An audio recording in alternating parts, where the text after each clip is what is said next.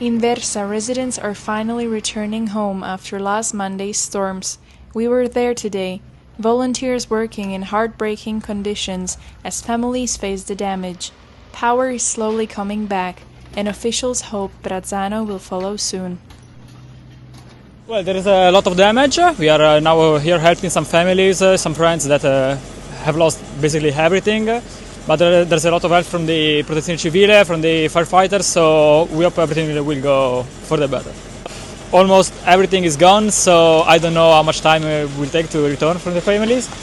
I hope that at least the dirt, all the damage that there is will be cleaned up like in some weeks.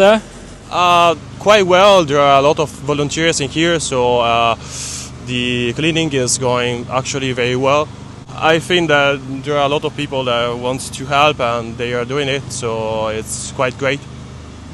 We are also here as a volunteer and we are helping with clean the streets, also with psychological support.